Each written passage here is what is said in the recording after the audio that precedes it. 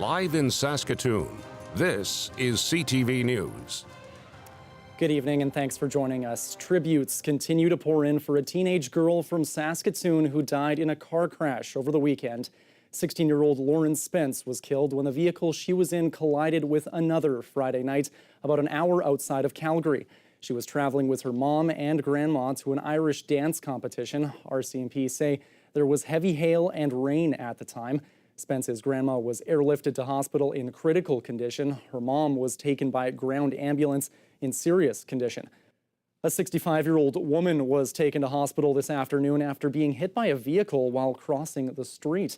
It happened just before 3 o'clock at the intersection of 22nd Street and Avenue P. The woman was taken by ambulance to hospital with what were described as serious but non-life-threatening injuries.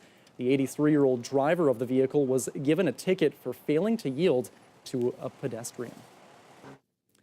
A big fentanyl bust to tell you about. 8 people are facing charges after several police teams searched 2 houses in the city. A total of 15 charges have been laid. Officers managed to seize 75 pills they believe are fentanyl. But that's not all. They also seized dozens of pills of Xanax, 1.2 grams of cocaine, crystal meth, and $3,000 in cash.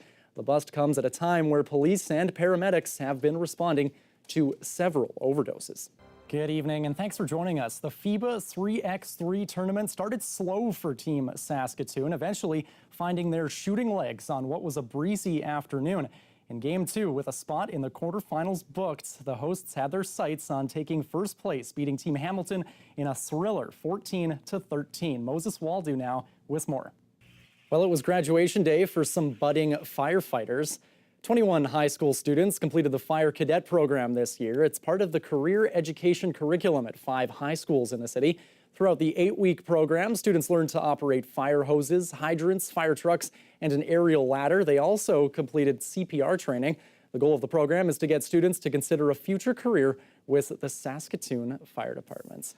That's a really good program. And by the way, those fire hoses, when they're going with the water, they're heavy. It's crazy. I always wanted to be a firefighter when I was a little kid. So, no, that's great stuff from those fire cadets, 100%. And always good to see new members of that Saskatoon Fire Departments. Thanks so much for joining us tonight.